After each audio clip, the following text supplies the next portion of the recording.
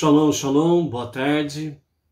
Hoje nós estamos no dia 1º de março do ano 2021 e pelo calendário judaico nós estamos no dia 17 do mês de Adar do ano 5781. E nós estamos a 164 dias deste ano 5781. E, portanto, hoje nós temos a mensagem de número 164, com os ensinamentos, os conselhos e a sabedoria do nosso Rebbe, o 7º Rebbe, Menachem Mendel, o tzadik da nossa geração. Vamos então para a nossa gota de sabedoria. Qual é o recado, que o Rebbe tem para nós nesta tarde, a tarde com a Torá, onde nós temos a nossa segunda aliá da nossa 20ª Parashá, a Parashá Kitzá, quando elevares ou quando contares o povo judeu. Então essa Parashá é a 21ª e daqui a pouco nós estaremos fazendo a nossa segunda aliá. Baruch Hashem, Dona Aria Carmo, já está conectada conosco aí, Baruch Hashem por isso, e outros vão chegando aí em A Tarde com a Torá, e bendizemos a Hashem pela graça de podermos ouvir, ler e podermos também tirarmos ensinamentos dos aprendizados da Torá, através dos nossos sábios que nos trazem através da Mishnah, através do Talmud, Kabbalah, a sabedoria dos nossos pais de outrora, trazendo para nós aí a sabedoria da Torá no nosso dia a dia, ok? Então a sabedoria do Rebbe para a tarde de hoje diz assim: renunciar ao eu não significa pular de uma ponte.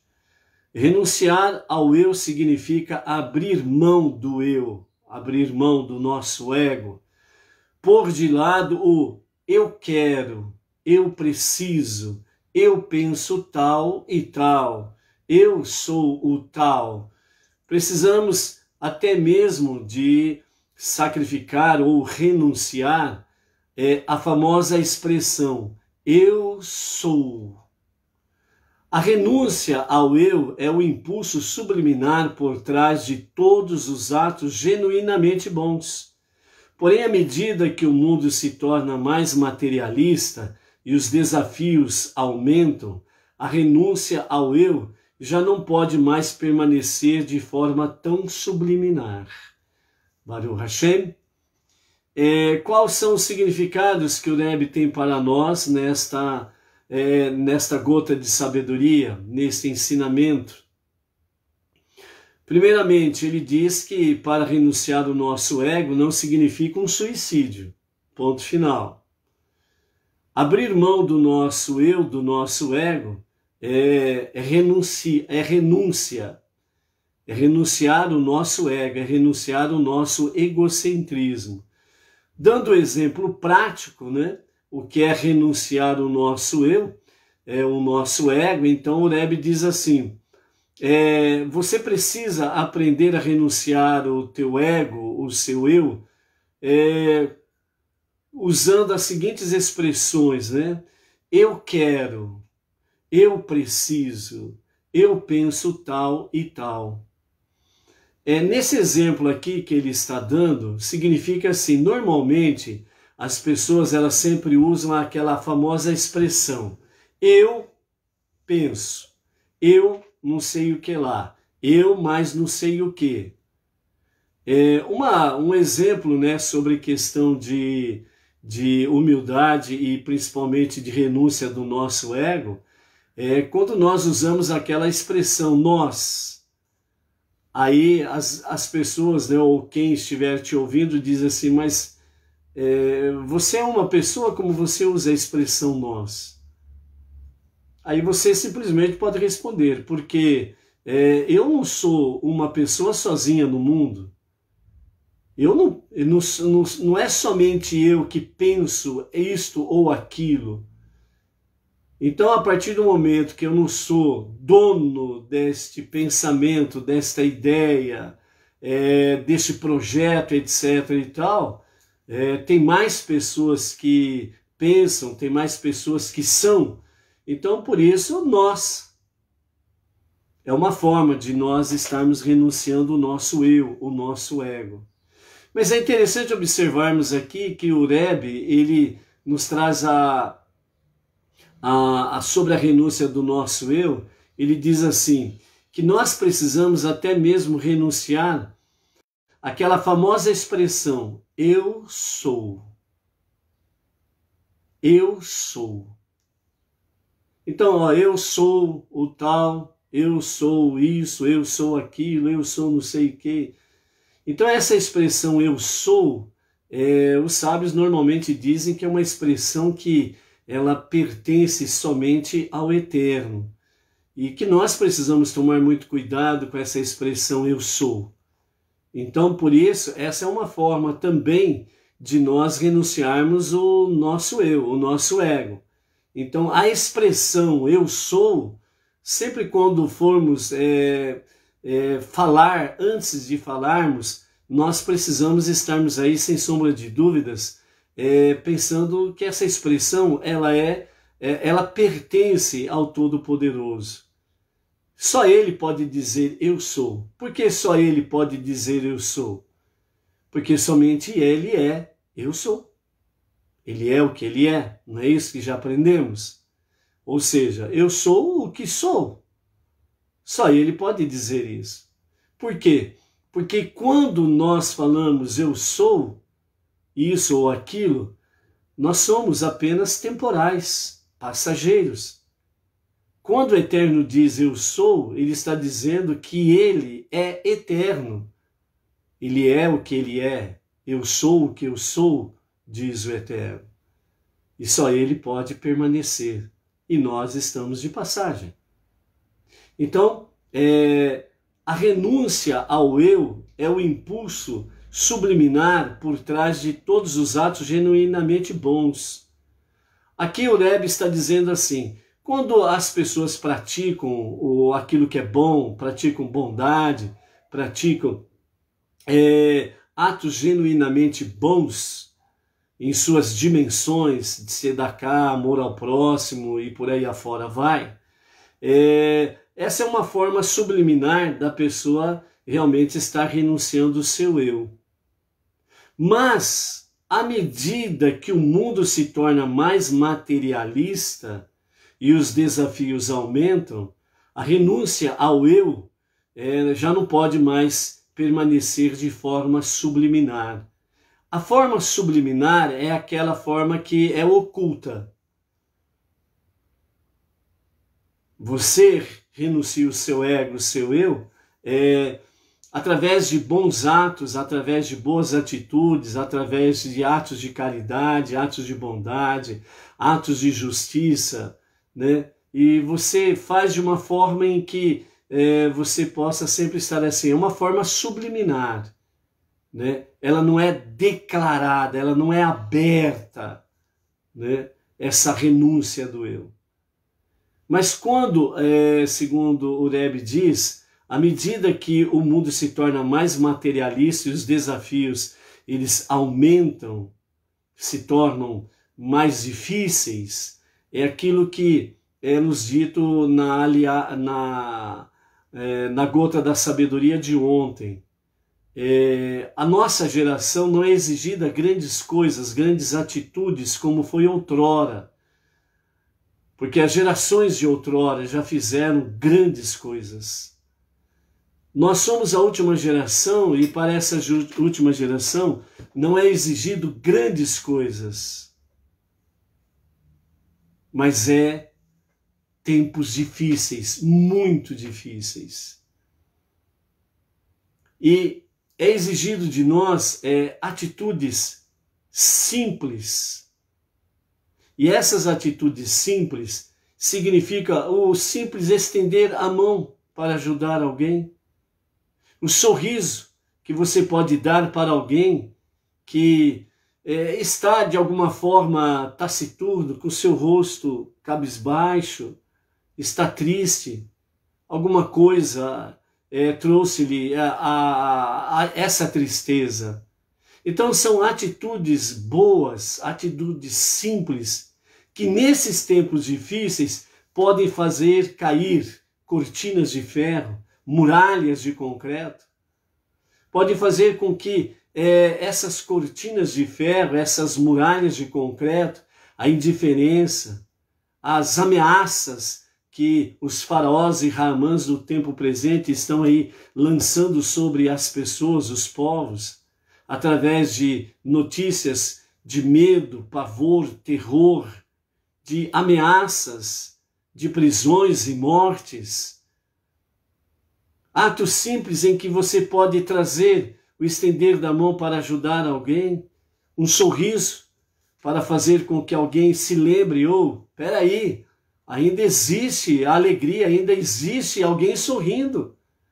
Você trazer uma mensagem de luz, enquanto o mundo com essas péssimas notícias estão tão envolvidas em escuridão, em trevas. E é tempo de você mostrar a luz que há em ti. Por isso que o Rebbe diz que já não é tempo mais de permanecer tão subliminar. Significa, não é tempo mais de permanecer escondido. Não é tempo de ficar trancafiado dentro de casa e esquecer que há uma vida para se viver. E você precisa ser essa mensagem. Por quê? Porque o mundo se tornou muito materialista e os desafios se tornaram maiores. Mas exatamente desta última geração, que através dos sábios Deus está dizendo que são exigidos atos simples. Você não precisa sair para ir a um monte e ficar lá no monte esperneando, dando cambalhotas, gritando, berrando, um desesperado, porque Deus está muito perto de você, Ele não está longe, não. E também Ele não está surdo para não te ouvir. Ele quer que a tua alma, todo o teu ser, de todo o teu coração, você possa realmente se dirigir a Ele com as suas palavras, através da sua prece, pedir a Ele socorro, ajuda, e levar isto às pessoas. Então são atos simples que é exigido desta última geração, mas são exatamente esta simplicidade de fé que quebra as cortinas de ferro e as muralhas de concreto. A simplicidade de crer, a simplicidade de confiar naquele que é único, aquele que só Ele é Deus e só Ele é Salvador e mais ninguém, como está registrado nos 5 primeiros livros da Bíblia. É você ser esta simples mensagem e seguir em frente. Enquanto as pessoas estão por aí afora, através de atos ditatoriais, escondendo a sua face, porque agora é proibido mostrar a face, e já é provado, dentro do campo científico, psicológico e psiquiátrico, que ao esconder a face, isso anula a identidade da pessoa. A pessoa é subjugada à escravidão, porque ela começa a perder a sua identidade. Quem você é. E você precisa ser essa mensagem. Que você é alguém. Que você representa a mensagem de alguém.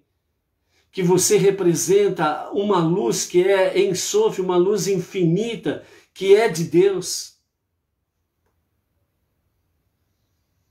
E por isso você precisa estar aí na presença de Hashem, do Eterno, Todo-Poderoso, Todo-Misericordioso, para fazer cair as cortinas de ferro, as muralhas de concreto, para que caiam junto com eles os seus faraós, os seus Haamãs, os seus Hitlers, os seus ditadores,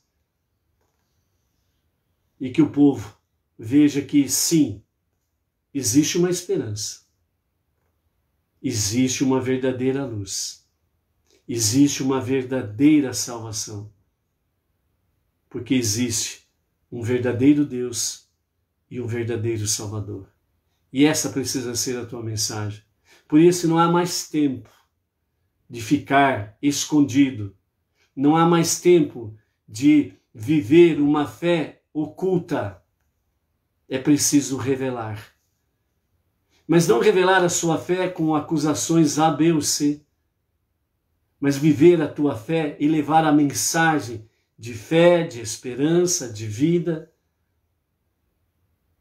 Levar realmente a mensagem do perdão e que há sim oportunidade nova de se reconectar com Deus. Simples. Atitude simples. Por isso, aceite os desafios desses últimos tempos e viva a sua fé que Deus lhe confiou para este último tempo, para esta última geração, para que isso faça com que brevemente, seja revelado o justo e o verdadeiro Machia nos nossos tempos, na nossa época, em nossos dias, e que seja para agora. Amém. Ok? Vamos à nossa segunda aliá de hoje. Está no capítulo 31 de Êxodo, a partir do verso 18, e nós vamos até o capítulo 33, verso 11. A nossa segunda aliá hoje, ela é um pouco comprida, E por isso não desanime, hein? Não desanime. Você precisa ser uma mensagem de ânimo para levar aos desanimados ânimo, Entre outras coisas, ânimo para ouvir e ler a aliá diária, E a nossa aliá hoje ela é um pouquinho comprida, então por isso, bem acomodados na sua poltrona, na sua cadeira, aonde você estiver, E vamos aí fazer a leitura da nossa segunda aliá com comentários de Irache, E hoje nós temos aí aquele momento terrível, onde nós temos aí ao mesmo tempo o recebimento das tuas tábuas do testemunho ou os 10 mandamentos, e ao mesmo tempo nós temos aí na nossa aliá o grande pecado do bezerro de ouro. Então vamos ver aqui o que acontece com tudo isso daqui, ok? Vamos lá? Capítulo 31, verso 18, com os comentários de Irache. Concluída a descrição dos dois aspectos, do contrato, do aspecto das tábuas, da aliança de Deus contratual e pactual, do relacionamento entre Deus e o povo que se estabelecera na entrega da Torá. Então agora nós temos aí o reinício da narrativa histórica a partir do término dos primeiros 40 dias de permanência de Moshe no Monte Sinai, ou seja, no fim da Parashá Mishpatim. Agora, o fim da Parashá Mishpatim, nós vamos direto para cá, na sequência, Como falamos aí, que os sábios nos ensinam, que a Torá ela não está exatamente naquela ordem cronológica, Então, o que acontece no final da Parashá Mishpatim, nós temos agora aqui a sequência das ações. Então, quando Deus acabou de falar com Moshe no Monte Sinai, depois de ensinar-lhe as linhas gerais de todas as leis da Torá e os detalhes das leis encontradas na própria Parashá Mishpatim, deu-lhe as 2 tábuas do testemunho, que eram tábuas de pedra inscrita pelo dedo de Deus. As tábuas eram quadradas, cada uma tinha 6 larguras de mão de comprimento e 6 larguras de mão de largura, com 3 larguras de mão de espessura, Lembrando que as 2 tábuas, elas eram não de madeiras, elas eram de pedras, certo? Então, imagine pedras com 3 mãos de largura, né? Imagine a grossura que eram essas 2 tábuas, né? Humanamente falando, era impossível de Moshe transportar as 2 tábuas. Os primeiros 5 mandamentos estavam gravados na primeira tábua e os 5 seguintes na segunda. Embora as 2 tábuas fossem exatamente do mesmo tamanho e houvesse muito mais palavras na primeira, o tamanho das letras, o espaçamento entre elas, bem como entre as linhas e também as margens, eram milagrosamente iguais em ambas. A partir do capítulo 32, nós temos aí a descrição sobre os fatos que acontecem o bezerro de ouro, o pecado do bezerro de ouro. Todavia, nesse inteirinho, ou seja, enquanto Moshe estava no monte, conversando com Deus, recebendo as 2 tábuas do testemunho, os 10 mandamentos, enquanto Deus estava ali com seu dedo escrevendo nas 2 tábuas, ao mesmo tempo, o que estava acontecendo lá no pé do monte. Todavia, nesse inteirinho, o povo errou o cálculo dos 40 dias. Contaram o dia em que Moshe subiu ao monte como o primeiro dia, ainda que não fosse completo. Enquanto Moisés se referia aos 10 dias, aos 40 dias completos, ou seja, a partir do dia 16 de Tamuz, pensando que fosse o 40º dia, o povo viu que Moshe demorava a descer do monte. Além disso, o anjo acusador, Satã, fez o tempo ficar estranhamente nebuloso e sombrio. O povo temeu que a escuridão anormal significasse que Moisés tinha morrido. Satã falou-lhes dizendo: sim, ele morreu. Inicialmente não creram nele, mas então Satã lhes mostrou uma imagem de Moisés sendo levado ao céu em um féretro. Ao verem a cena, acreditaram.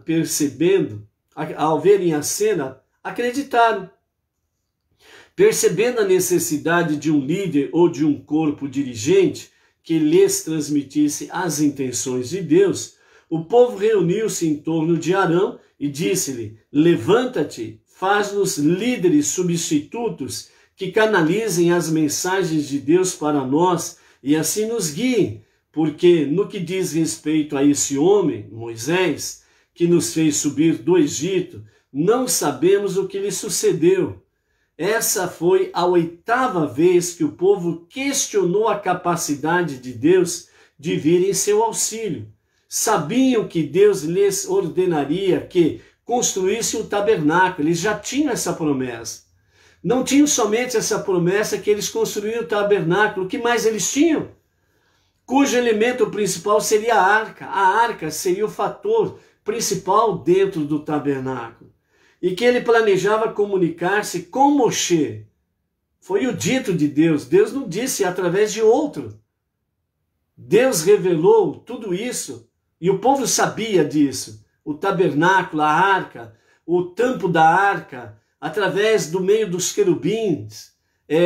Deus estaria falando com Moshe e Moshe estaria transmitindo ao povo a vontade divina. Eles sabiam disso. Então, como agora esse homem, Moisés, que nos fez subir do Egito, não sabemos o que sucedeu a ele. Então sabiam, mas eles sabiam que Deus lhes ordenaria que construísse um tabernáculo, cujo elemento principal seria a arca, e que ele planejava comunicar-se com Moshe através dos querubim de ouro sobre o tampo da arca. Imaginar então que Arão, a pessoa mais santa que eles, na ausência de Moisés, fazendo uma figura de ouro similar, corretamente esculpida, daria expressão a esse desejo de orientação divina, e Deus de fato consentiria em comunicar-se com eles por meio dessa figura. Embora Deus já houvesse dito a Moshe que é proibido fazer réplicas dos querubim, o povo ainda não escutara esse mandamento, pois Moisés não tinha descido do Monte Sinai ainda. No entanto, Arão compreendeu que não era boa ideia fazer isso, e disse-lhes: tirai as argolas de ouro das orelhas de vossas mulheres, de vossos filhos, de vossas filhas, e trazei-as a mim. Arão, ele esperava que as mulheres e os filhos não darem, né? Ele esperava que elas e os filhos não dariam, né, aos maridos, aos pais, realmente os objetos de ouro que traziam sobre si, nas orelhas, nos braços e etc. Né? E eles também não concordariam de tirar, né, das suas esposas e dos seus filhos o ouro que pertenciam a eles. Então Arão, ele jogou essa para ver se realmente o povo recuasse diante de tal situação. Mas o que aconteceu? As mulheres, elas recusaram entregar os seus ouros para a construção de um ídolo. E isso demonstra, segundo os comentários dos nossos sábios, que as mulheres não participaram, as mulheres israelitas não participaram da adoração do bezerro de ouro. E elas recusaram, junto com seus filhos, recusaram entregar aos maridos os seus artigos de ouro. Mas o que eles fizeram? Eles simplesmente arrancaram delas e levaram para Arão edificar, construir, fazer um bezerro de ouro, certo? Mais uma vez, as mulheres mostram a nobreza da fé, a nobreza do que é emuná, confiar em Deus, como elas faziam lá no Egito. Elas continuaram agindo através dos tempos. Por quê? Porque a mulher israelita, a mulher judia, as mulheres judias, elas sempre tiveram como espelho as matriarcas. E por isso, as mulheres, elas têm mais facilidade de assimilar Deus, confiar em Deus e viver a nobreza da fé. Mas tem um outro fator interessante aqui para comentarmos, qual é? Quando o povo teve medo, vamos prestar atenção nesta análise. Vamos prestar atenção no que traz aqui os comentários de Irache, no que vamos falar, e fazer exatamente um paralelo através dos tempos e através daquilo até os nossos dias. Vejam bem, quando o povo fez uma contagem errada dos 40 dias, que são 40 dias que Moshe ficaria no monte e desceria, como aconteceu da primeira vez, e desceria para falar com o povo e trazer o recado de Deus. Só que o povo errou o cálculo. Eles contaram a menos. E por isso parecia que Moshe tardava em descer do monte. Quando eles fizeram a contagem errada, fizeram um cálculo errado, e eles começaram a comentar entre si que Moshe não estava demorando para descer porque tinha extrapolado os 40 dias, o que será que aconteceu com ele? Então, a partir desse momento que o povo teve medo, o povo israelita teve medo, o que acontece nessa sequência de fatos? Junto com o povo israelita que saiu do Egito, saiu uma mistura de povos. Essa mistura de povos que saiu junto com eles ainda não estavam completamente convertidos à fé judaica. Então ele estava naquela gangorra. Momentos estavam para cima, momentos para baixo, sempre em desequilíbrio com a sua antiga vida, estilo de vida idólatra, com feitiçarias, porque eles tinham os seus magos, os seus feiticeiros. E ao mesmo tempo andando com o povo judeu, o momento de viver uma fé monoteísta. Então essa mistura de povos ainda não estava convertida plenamente à fé judaica, ao monoteísmo. Então eles tinham seus altos e baixos, estavam em desequilíbrio. Quando o povo israelita, os homens israelitas, tiveram medo, porque poderia Moisés ter morrido, então, na sequência, o que eles pensam? Moshe morreu, porque nós não sabemos o que aconteceu com ele. Então entrou o medo. Quando entrou o medo, entrou a insegurança.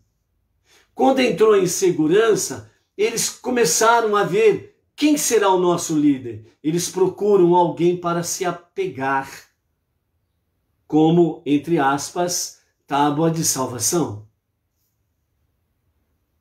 Nesse momento, essa mistura de povos aproveita a confusão da mente, da alma, da fé, da confiança em Deus que o povo israelita estava padecendo naquele momento. Então, a partir desse momento que eles caem nesse medo, nesse pavor, essa mistura de povos começa então a colocar em evidência o seu antigo estilo de vida: idolatria, feitiçaria e os seus magos em ação. Numa ação desta, aqueles que não estão na fé monoteísta, eles aproveitam a insegurança do povo israelita para tentar enxertar neles o seu estilo de vida, de fé politeísta, idólatra, pagã. Mas não somente essa mistura de povos se colocou em ação. Teve mais um personagem que entrou em ação, aproveitando a insegurança e o medo, o pavor do povo israelita e mais a mistura de povos com a sua idolatria, a sua feitiçaria. Os nossos sábios trazem que Satã, ele entrou em ação. Não podemos esquecer, Satã não é nada daquilo que se apregoa em muitos segmentos religiosos por aí. Aquele famoso cidadão de chifre, rabo, garfo, né? E que é opositor a Deus. Não. Satã não é opositor a Deus. Deus não tem opositor, porque ninguém, nada, pode ser comparado ao seu poder. Por isso ele não tem opositor. Mas Satã foi criado por Deus para ser opositor do homem. Para ser opositor do homem. Então, nesse momento, Satã, o opositor do homem, ele entra em ação. E ele se manifesta e diz ao povo: sim, ele morreu. O povo estava com medo, estava inseguro, estava apavorado. A mistura de povos enchendo a cabeça deles com seu paganismo, sua idolatria, suas feitiçarias. E Satã, o opositor do homem, entra em ação. Qual que era o medo deles? O medo deles era: Moisés morreu. Satã diz: ele morreu. Mas aí eles dizem não acreditar que ele morreu. Então Satã mostra para eles uma imagem de Moisés sendo conduzido em um féretro, sendo levado no seu esquife aos céus. Ou seja, o povo sabia que Moshe, quando morresse, ele seria levado aos céus. Ele é um tzadik. Então, Satã mostrou a imagem que eles queriam acreditar. Ele morreu e está subindo. Pronto. Então é verdade, ele morreu mesmo. A partir do momento que o adversário do homem, Satã, ele conseguiu entrar na mente do ser humano, então ele vê o que Satã quer que ele veja. E aquilo que o homem tem medo, ele faz com que o homem veja. E na sua busca para aplacar o seu medo, ele imagina coisas. E Satã faz com que ele veja as coisas. O inimigo do homem, o inimigo do ser humano. Por isso que certos segmentos religiosos trazem, entre aspas, revelações para as pessoas. Porque as pessoas querem enxergar aquilo.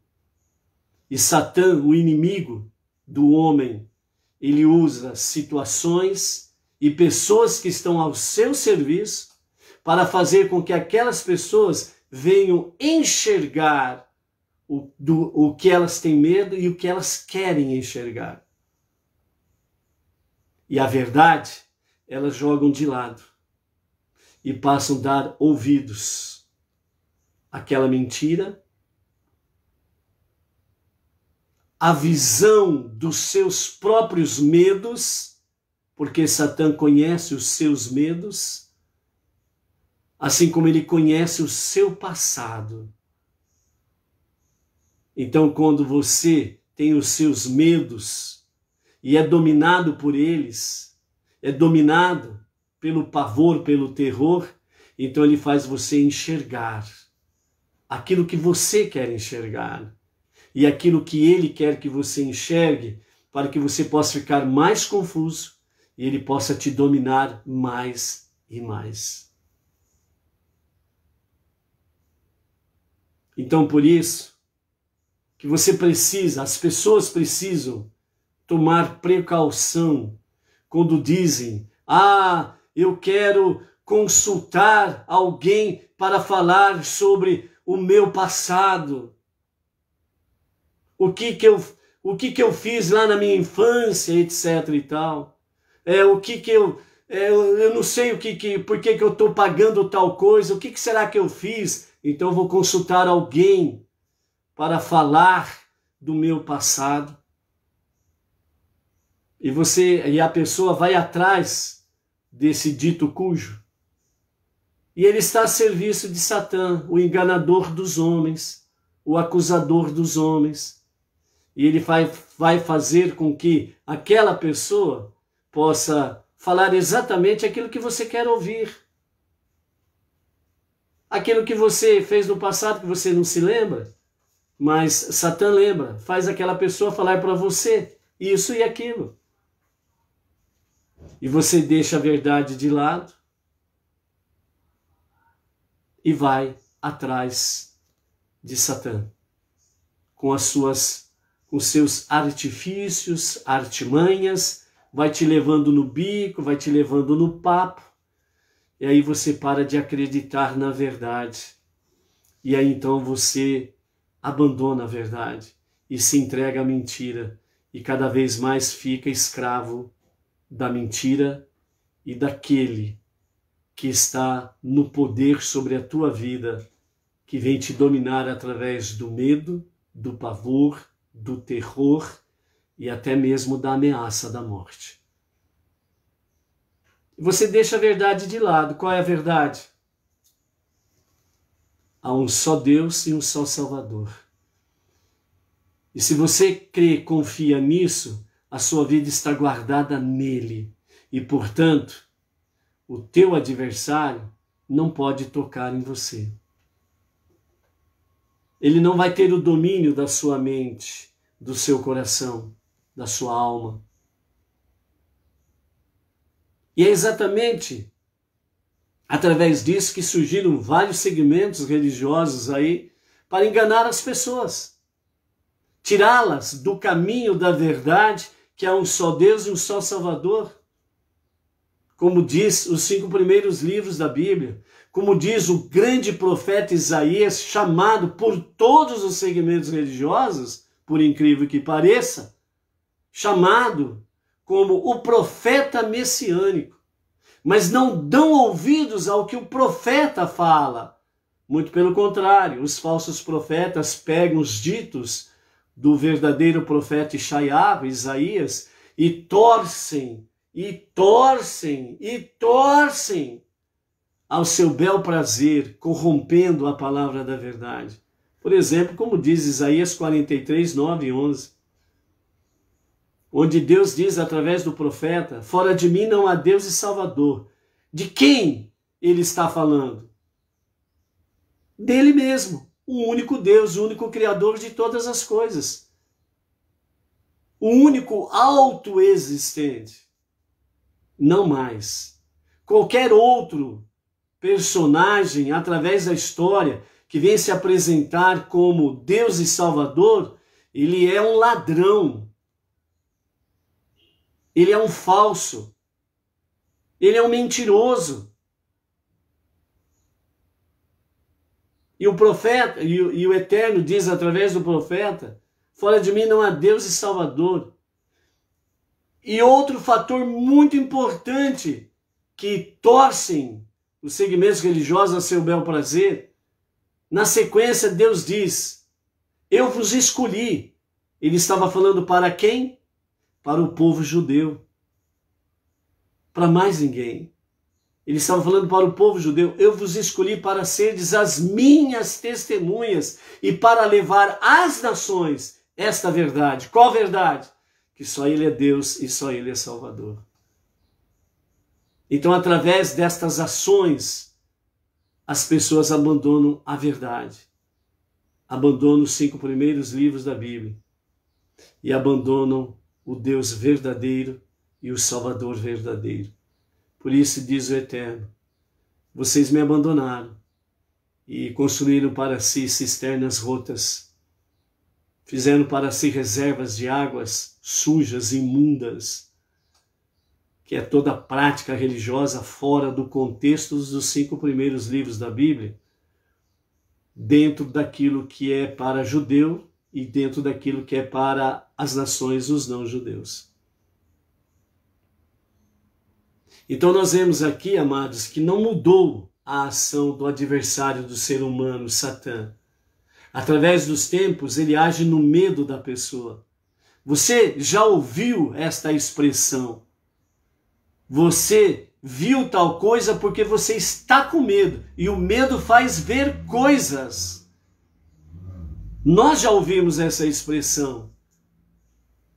Porque nós outrora tivemos momentos de medo de alguma coisa e nós falamos, eu vi tal coisa.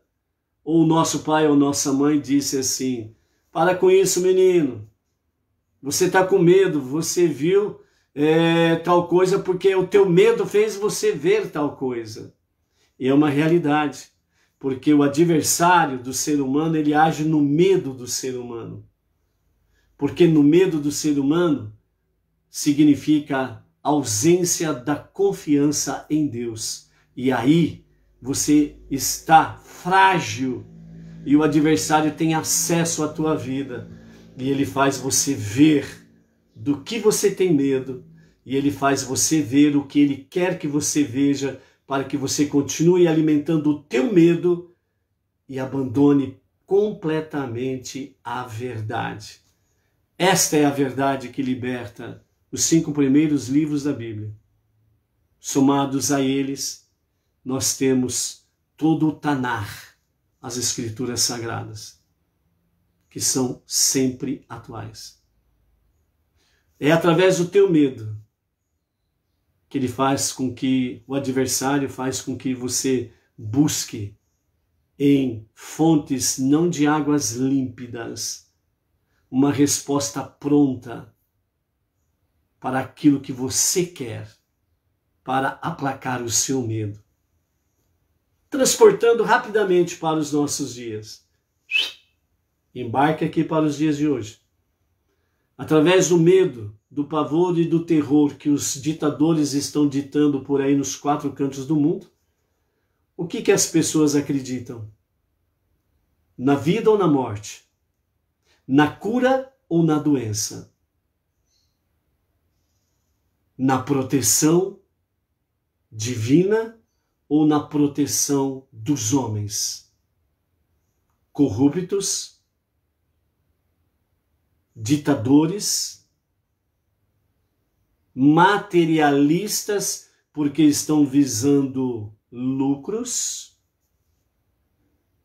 No que ou em quem você acredita? Essa é a realidade dos dias atuais. Então eles conseguiram atingir a grande massa humana, porque eles conseguiram incutir nas mentes das pessoas o medo, o pavor e o terror e a morte. Então eles fazem com que você veja o que eles querem. Mais de 200 mil mortes no nosso país. Lamentamos e temos rogado através desses tempos todos que realmente o Eterno traga o conforto, a força, o consolo para as famílias enlutadas, entre elas a minha família.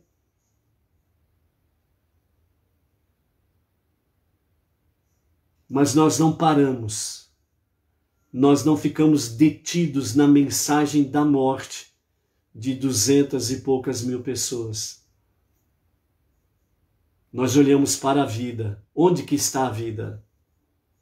Em mais de 8 milhões de pessoas que foram curadas. Uma grande proporção, você não acha? No que você acredita? Na morte ou na vida? No que você se deixa levar, infelizmente, por mais de 200 mil mortes, ou pela vida de mais de 8 milhões de pessoas, sem contar aquelas outras milhões que foram contaminadas e simplesmente não sentiram absolutamente nada. Em quem você acredita? Na mensagem da morte ou na mensagem da vida? No teu medo, o teu adversário Satã vai fazer com que você veja e seja dominado por aquilo que você tem medo.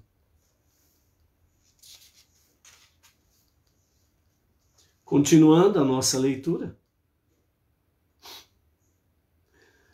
Dessa forma, então, nós vemos aí, essa foi a 8ª vez que o povo questionou, né, realmente a capacidade de Deus de vir em seu auxílio.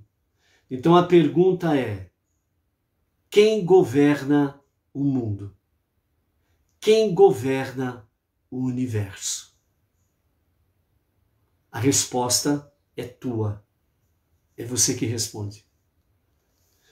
Outra questão, nós vimos aí que Arão, ele tentou retardar de todas as formas possíveis a realização do famoso ídolo. E ele então falou para os homens: peguem os ouros de suas esposas e filhos e tragam para mim. Arão achava que eles iriam recusar tal pedido, não tirariam o ouro de suas esposas e filhos, então morreria a intenção de construir um ídolo. Mas ele ficou redondamente enganado. Eles foram e pediram. Como as esposas e os filhos recusaram, então ele simplesmente o quê? Foi na violência. Foi na violência e arrancaram os ouros das suas esposas e os seus filhos. A partir do verso 3, né? Então nós temos aí: porém, em vez de pedir as joias às suas mulheres e filhos, todo homem do povo imediatamente tirou as argolas de ouro que estavam em suas próprias orelhas e levou-as a Arão. Portanto, as mulheres não tiveram participação nesse incidente. Arão tomou o ouro de suas mãos, amarrou em um pano e lançou ao fogo. Então, o grupo de magos daquela mistura de povos que haviam entre eles, magicamente transformou em bezerro fundido o ouro, em bezerro fundido o ouro, em estado de fusão, ou mirra, jogou no fogo a placa sobre a qual Moshe escrevera o nome divino e suas palavras: levanta boi, levanta boi. E isso fez o ouro em fusão virar o bezerro fundido. De outro ponto de vista, ou seja, esse foi um ponto de vista, os magos daquela mistura de povos fez isto. Outro ponto de vista seria o próprio Adão deu ao ouro a forma de um bezerro, usando uma ferramenta de modelar. De todo modo, quando estava inteiramente formado, o bezerro magicamente ganhou vida. Vendo isso, os membros da multidão misturada disseram, dirigindo-se aos israelitas: Este ídolo, este bezerro de ouro, ó Israel, é o teu Deus que te fez subir do Egito. Quer dizer, foi o bezerro de ouro que fez você subir do Egito. Essa foi a mistura de povos que falou para com os israelitas. Em vez de se comportarem com o bezerro como se ele fosse substituto de Moisés, trataram-no como um substituto do próprio Deus, transformando-o assim em um ídolo. Alguns israelitas, levados pelo fervor do momento, participaram do pecado também. O filho de Miriam, Hur, começou a mostrar-lhes que isso era errado, mas os idólatras o mataram. Ninguém da tribo de Levi adorou o ídolo. Arão viu que o bezerro ganhara vida e seria difícil convencer os idólatras de que ele não possuía poderes sobrenaturais. E além disso, vendo que os idólatras tinham matado seu sobrinho Ur, Arão entendeu que não seria capaz de dissuadi-los. O máximo que poderia fazer era atrasar, retardar qualquer prática real de adoração, para que Moisés chegasse nesse meio tempo. E finalmente ele percebeu que seria melhor assumir a responsabilidade pelo pecado do que deixar o ônus recair sobre os próprios pecadores. E então Arão disse, construiu um altar diante dele. Arão anunciou, amanhã haverá festa para Deus. Então dessa forma ele tentou postergar, a qualquer prática idólatra para com o bezerro de ouro. Mas ele disse, Arão disse, amanhã haverá festa, então amanhã vocês venham para prestar uma festa ao bezerro de ouro. Mas como as coisas estavam por conta de Satã, o adversário do ser humano, e Arão estava retardando todas as coisas, o que Satã fez? Ele fez com que o povo despertasse já de madrugada para prestar adoração ao ídolo, ao bezerro de ouro. Ou seja, quando o povo está por conta do cão, o cão entra em ação. Não é assim que se diz aí o ditado? E ele faz as coisas acontecerem. Por quê? Porque o povo deseja, o povo quer. Simplesmente isso. O que você quer? Eu quero adorar o bezerro de ouro. Satã, o adversário do ser humano, contribui para que tudo aconteça de forma que a pessoa venha ver o que ela quer. Então, esse é a questão. O adversário do ser humano, ele age quando o ser humano dá brecha. Então, ele entra. E aí, ele faz você ver, sentir o que você tem medo, o que você quer ver, o que você quer sentir. Então aí fica aquele famoso ditado popular, aí fica por conta do cão mesmo. Entendeu? Então essa é a questão, certo? Então, o adversário do ser humano, Satã, despertou o povo bem cedo, levantaram-se cedo no dia seguinte, no dia 17 de Tamuz, e sacrificaram oferendas de elevação e levaram oferendas de paz ao bezerro. O povo sentou-se para comer e beber e depois se levantou para festejar. Uma coisa vai seguindo a outra. Entregaram-se então às relações proibidas e isso levou ao assassinato. Vejam bem, a sequência. O ser humano tem medo. A partir do momento que ele tem medo, falta confiança no verdadeiro Deus. Abre-se uma brecha na sua proteção, abre-se uma brecha na sua vida. Você não corrige isto. Muito pelo contrário, você continua com medo. Então alguém vem para alimentar o teu medo. Alguém próximo a você, alguém ao teu derredor, vem e alimenta o teu medo. O adversário do ser humano, Satã, entra em ação. Esse é o momento dele. Você deu brecha para ele. Você abriu a sua defesa para ele. E o adversário do ser humano, Satã, entra em ação. E ao entrar em ação, ele vai entrar na tua mente, nos teus sentimentos. Ele vai olhar com os teus olhos. Ele vai falar com a tua boca. Ele vai sentir com o teu coração. Então a sequência, o medo, abriu a brecha, o adversário entra, o adversário do ser humano, Satã, entra. Ele alimenta o teu medo, os teus medos. E o que não é real e você passa a ver como real. Porque ele está alimentando o teu medo. E ele passa a fazer com que você enxergue aquilo que você tem medo e aquilo que você quer enxergar. Na sequência, abandonando-se o único e verdadeiro Deus, adentra-se no campo da idolatria. E aí ele vai tendo mais força sobre o ser humano. Entrando na idolatria, entra então na glutonaria. Entrando na idolatria, abandona o verdadeiro Deus e presta honras a um falso Deus. Seja ele qual for a sua imagem, de barro, de pau, de pedra, de bronze, de prata, de ouro, de gesso, seja do que for. Ele alimenta isso na vida do ser humano. A partir desse momento da idolatria, ele já dominou bem a vida do ser humano. Então agora ele precisa dominar o seu estômago, que significa prazer. Então ele traz a glutonaria. Então o povo festeja. Veja, por exemplo, pessoas que entram numa festa e se arrebenta de comer e beber. A glutonaria é uma sequência. É uma sequência. Depois da glutonaria, o que vem? Vem exatamente as relações proibidas.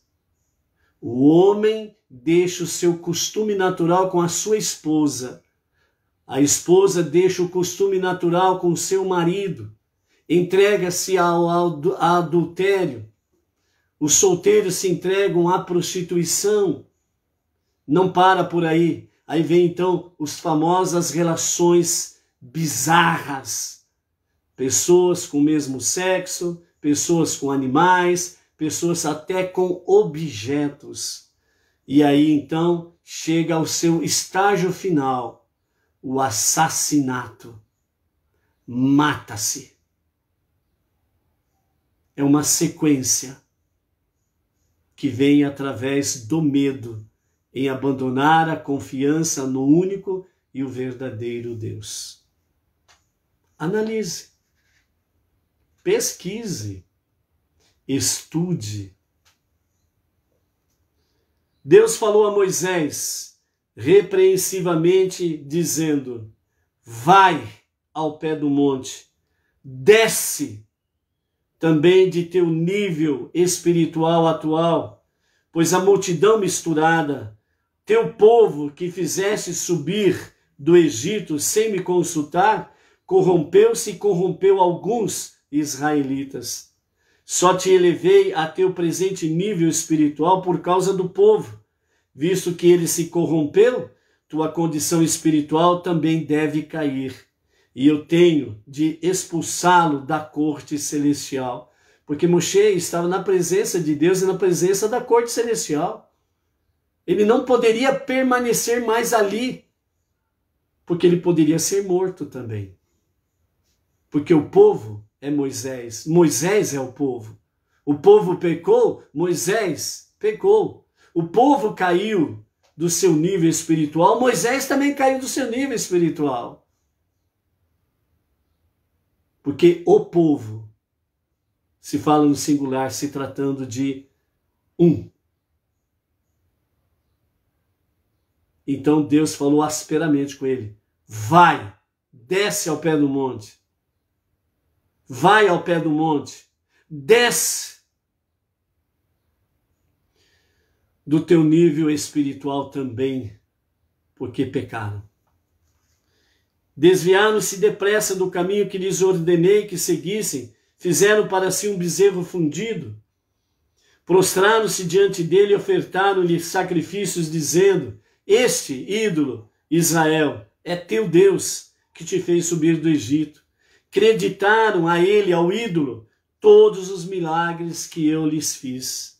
Deus disse ainda a Moshe: tenho observado esse povo, e é de fato um povo de cerviz dura, não aceita repreensão facilmente, se é que aceita. Portanto, agora não tenho opção, deixa-me, manifestarei tanta indignação contra eles, que os destruirei completamente. Mesmo aqueles que não participam deste ato, que não participaram deste ato de idolatria. Começarei de novo e farei de ti e teus descendentes uma grande nação.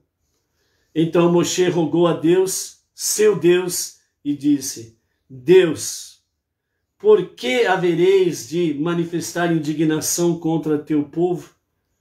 Que tu o tiraste do Egito com grande poder e mão forte. Porque haveriam os egípcios de poder dizer: ele os tirou do nosso país com mau intento, matá-los nos montes e erradicá-los totalmente da face da terra? E porque haveriam os egípcios de poder também dizer: ele os tirou do nosso país quando a estrela Ma-Ra, que era a divindade deles, estava em ascensão, de forma que nos surpreende que tenham tido esse fim? Por que lhes dar motivo para continuar a crer em seus astrólogos? Aqui Moshe estava se referindo, segundo Rashi, que no dia que eles saíram do Egito, era o dia em que a estrela da divindade deles, pagã idólatra, de nome Ra, ela estava em ascensão. E ela era má. Então, dessa forma, os egípcios dariam mais crédito ainda à sua deusa pagã, que realmente ela tem poder, porque ela conseguiu matar o povo que saiu na época da sua ascensão do Egito, e agora eles morreram lá no, lá no deserto. Então era isso que Moshe estava falando. Então, Moshe continuou dizendo: recua de tua manifestação de indignação e desiste do pensamento de fazer mal a teu povo. Lembra-te de teus servos Abraão, Isaque e Israel, Jacó, a quem juraste por ti mesmo, que és eterno, dizendo-lhes: farei vossos descendentes tão numerosos quanto as estrelas do céu, e darei aos vossos descendentes toda essa terra que prometi, e a herdarão para sempre. Se queres executá-los por terem transgredido os 10 mandamentos, deixa o mérito de Abraão, que ainda não recebeu a recompensa por ter passado pelos 10 testes que tu lhes deste, contrabalançar os deméritos destes. Caso pretendas executá-los queimando-os, deixa o mérito de Arão, que por ti se sujeitou ao fogo, servir de compensação. Se desejas executá-lo ao fio da espada, permite que o mérito de Isaac, que ofereceu o pescoço à espada de seu pai, seja um contrapeso. Se queres puni-los, matando-os para o exílio, mandando-os para o exílio, deixa o mérito de Iacove, que fugiu de Harã, a fim de assegurar a continuidade da linhagem patriarcal, ter efeito compensatório. Porém, se o mérito conjunto dos 3 patriarcas não puder redimir os israelitas, como haveria eu de pensar que se tu os eliminares e fizeres de meus descendentes uma nova nação, meu mérito apenas seria capaz de redimi-los em alguma ocasião futura? Nesses argumentos que Moshe trouxe com referência aos patriarcas, os sábios resumem da seguinte forma. Os sábios resumem trazendo a seguinte expressão, assim: se 3 pés de mesa não consegue sustentar uma mesa, como um pé de mesa poderá sustentá-la? Entendeu? Moshe estava dizendo assim: Senhor, se os 3 patriarcas não podem sustentar a tua mesa, onde os teus vão compartilhar contigo a refeição, como eu, um único pé, vai sustentar a mesa? Esse foi o argumento que Moshe disse. Então, em consequência dessa súplica de Moshe, Deus desistiu da ideia do mal que ele dissera que faria ao seu povo. Decidiu destruir apenas os culpados e, quando possível, averiguar a culpa pelo processo judicial cabível. Deus também determinou como impediria que os egípcios fortalecessem a sua crença nos astrólogos. Decretou que o presságio de sangue apresentado pela estrela Ra se aplicaria ao sangramento que ocorreria muitos anos depois, quando Josué circuncidasse os judeus prestes a entrar na terra de Israel. Os judeus estavam isentos da circuncisão dos seus pequenos, dos seus meninos recém-nascidos, enquanto se encontravam no deserto, porque não tinham meio de saber quando Deus exigiria que viajassem, e é perigoso sair em viagem com um bebê imediatamente após a sua circuncisão. Ou seja, durante os 40 anos no deserto, os meninos estavam isentos da circuncisão. Mas quando estavam prestes a entrar na terra prometida, Josué mandou aplicar a Brit Milá, a aliança da circuncisão. Então, as portas da entrada da terra prometida. Então aí Josué colocou em aplicação essa mitzvah, a circuncisão de todo homem e de toda criança, de todo menino, menino que tem prepúcio, fosse no seu membro do órgão reprodutor masculino, fosse então feita a circuncisão, a remoção do prepúcio, certo? E porque ele sabia que a partir daquele momento não haveria mais viagens pelo deserto, era a posse da terra prometida. E dessa forma então, os astrólogos, magos e feiticeiros do Egito e as suas divindades caíram definitivamente por terra. A partir do verso 15, temos aí a quebra das tábuas e a punição aos malfeitores. Moisés então se virou e desceu do monte com as 2 tábuas do testemunho em suas mãos. As tábuas estavam escritas dos 2 lados, ou seja, a gravação das letras as atravessava de um lado ao outro. O meio do Samer e do Mem final ficava, portanto, milagrosamente suspenso no ar. Assim as tábuas estavam inscritas de um lado e do outro. Ou seja, a inscrição divina nas 2 tábuas, elas foram de uma forma tão perfeita, maravilhosa e milagrosa, que qualquer dos lados ou das faces das tábuas que se podia ler, lia exatamente o que estava escrito. Quando se lia de uma face, lia normalmente. Quando ia para o outro lado da face da pedra, lia normalmente também. Não via como num espelho, entendeu? Via normalmente aqui. Aqui, você está vendo como uma imagem pelo espelho. A imagem normal e natural, certo? Seria então de lá para cá, De lá para cá. Mashiach.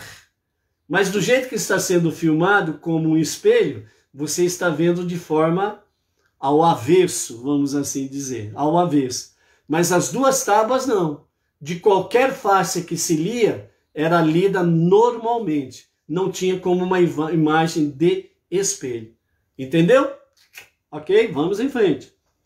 As 2 tábuas, eram obras de Deus e a escrita era escrita de Deus gravada pelo próprio Deus sobre as tábuas. Ou seja, tanto a confecção das tábuas como as inscritas da tábua, era tudo obra de Deus. Portanto, as tábuas, elas eram totalmente divinas. Josué, que armara sua tenda ali ao pé do monte, quando Moshe o encontra, Josué ouviu o som do povo se regozijando, e quando ele encontrou com Moisés, ele disse: há som de batalha no campo. E Moshe respondeu: não é o som triunfante dos vencedores, nem o som fraco dos derrotados. É um som doloroso de blasfêmia e maldição. É o que escuto. Até esse momento, Moshe não se confrontara com toda a gravidade do pecado do povo. Porém, assim que se aproximou do acampamento e viu o bezerro e as danças, Moisés ficou indignado. Ele raciocinou, então ele pensou.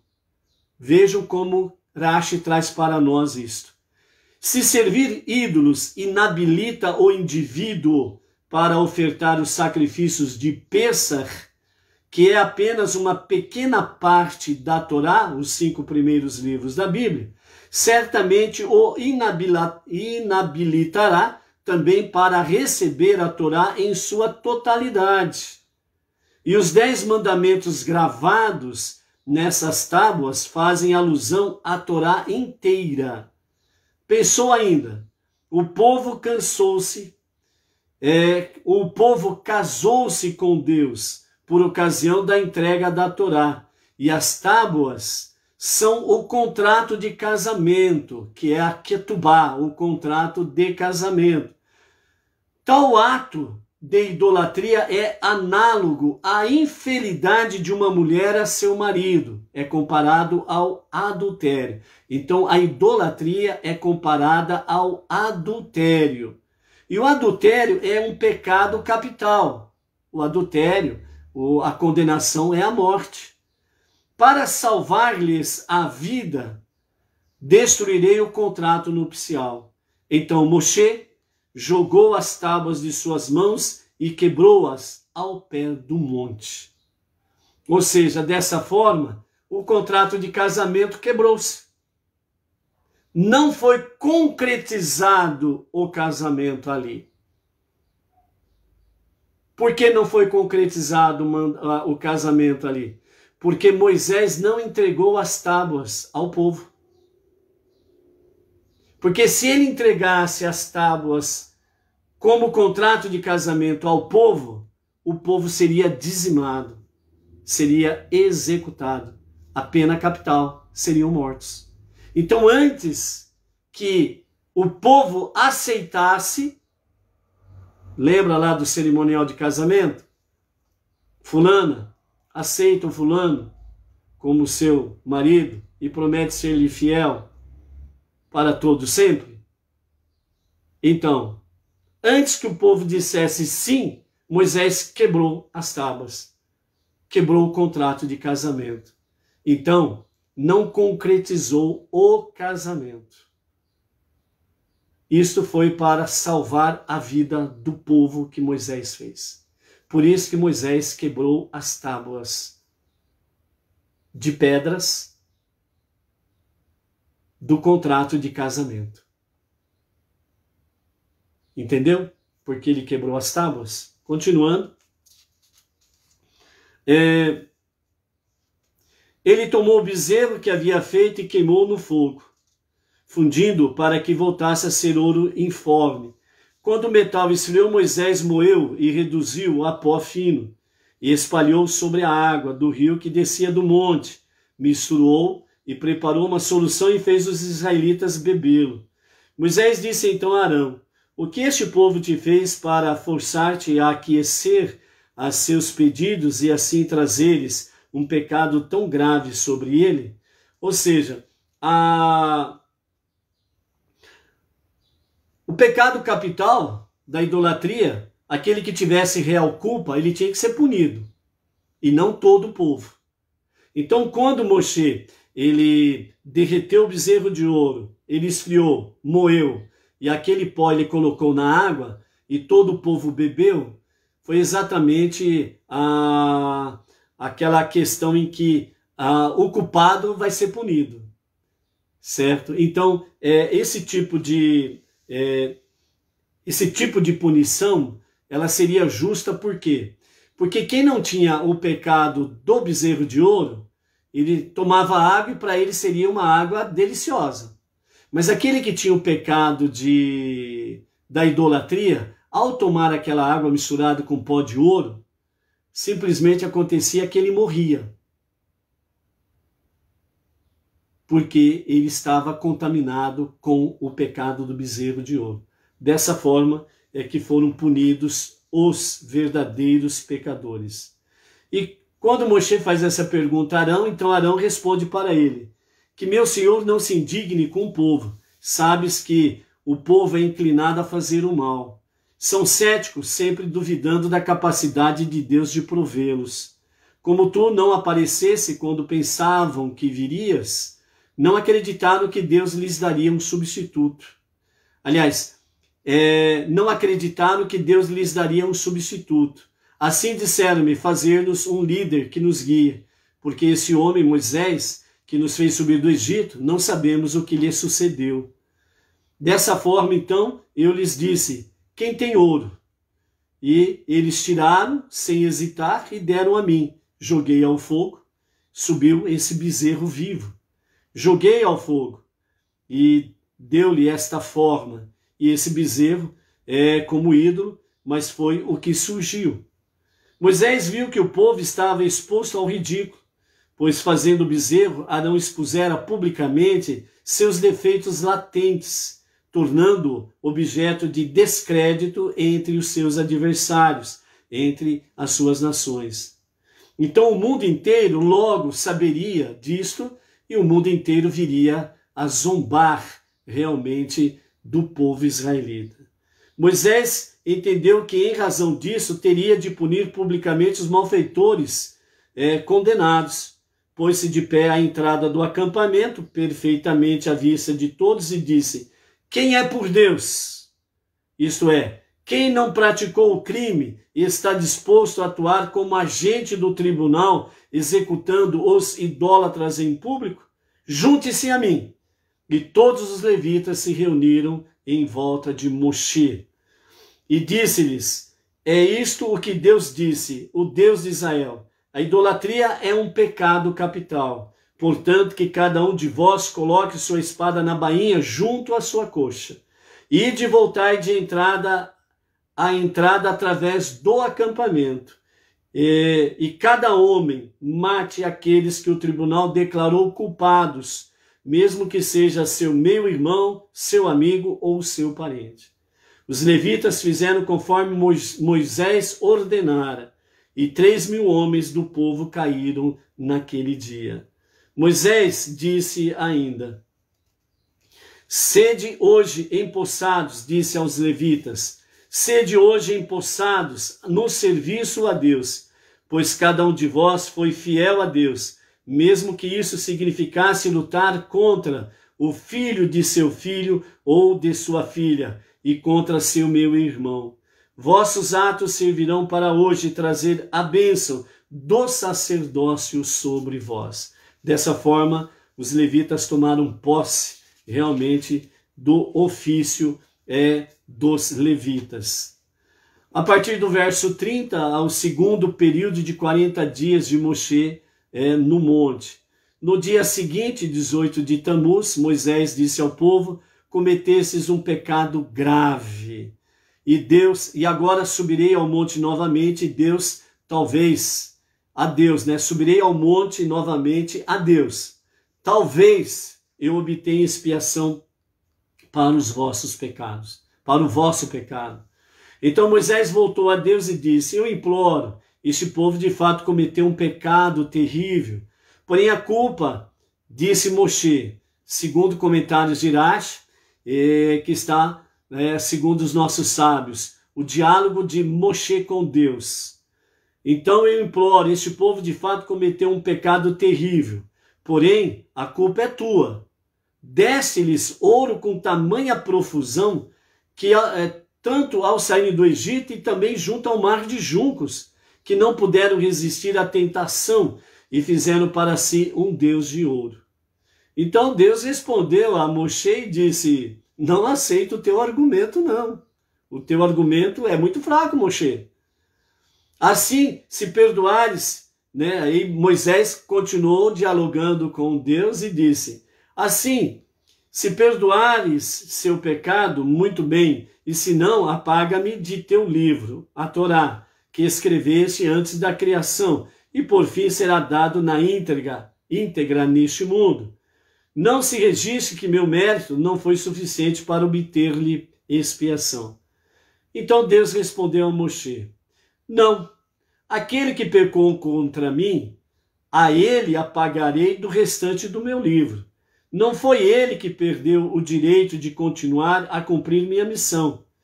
Tu não pecaste, então não te apagarei da história. Conforme planejado, executarei todos que foram vistos praticando idolatria, mas não foram legalmente advertidos. Portanto, agora vai e guia o resto do povo aonde eu te disse.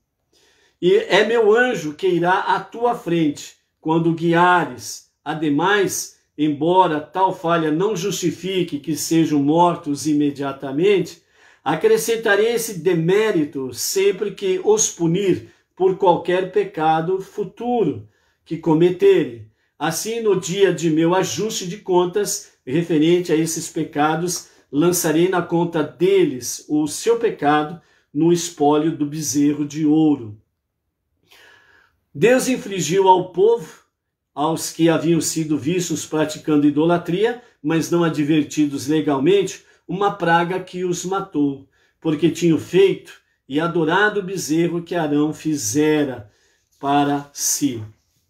Deus disse, a partir do verso 33 agora, Deus disse a Moshe: todos que cometeram o pecado da idolatria foram mortos, exceto os membros da multidão misturada, que não foram avisados nem vistos no ato. A esses não matarei, pois percebo que se arrependerem inteiramente do pecado. Evidentemente, são tão culpados quanto os israelitas natos por não terem impedido que os outros pecassem, mas os castigarei do mesmo modo. Adicionarei esse demérito a todo pecado pelo qual os punir no futuro. Portanto, sobe daqui, isto é, de teu grau espiritual rebaixado atual para o anterior. Sobe também tu e o povo e a multidão misturada que fizesse subir do Egito, a terra de Israel. Sua conversão está agora concluída, e seus membros obtiveram a condição legal plena de israelitas. Foi neste momento que aquela mistura de multidão, aquela mistura de povos, se converteram completamente ao judaísmo, ao monoteísmo. Leva para lá os integrantes da multidão misturada, embora não descendo dos patriarcas, e ela seja a terra a respeito da qual jurei a Abraão, Isaque e Jacó, dizendo: eu darei a teus descendentes. Enviarei um anjo diante de ti e expulsarei os cananitas, os amoritas, os hititas, os perizitas, os chivitas e os jebuseus. Conduzirás o povo a uma terra que mana leite de cabra e mel de tâmaras e figos. No entanto, o anjo, não eu, te guiará, pois não subirei no meio de ti para não te destruir completamente no caminho, porque és um povo de cerviz dura. A partir do versículo 4, ao escutar essa declaração nefasta de que não mais seria guiado pelo próprio Deus, o povo lamentou-se e ninguém vestiu sua joia, isto é, as coroas etéreas que ganharam quando disseram: faremos e estudaremos, lá no Monte Sinai, né? Então, Deus disse a Moshe: explica-lhes, porque não posso mais manifestar minha presença no meio deles. Diz aos israelitas: sois um povo de cerviz dura. Se eu fosse para o meio de ti, em um instante te destruiria completamente. Agora tira a tua joia e saberei o que fazer contigo. Os israelitas, portanto, despojaram-se de sua joia no monte Horebe.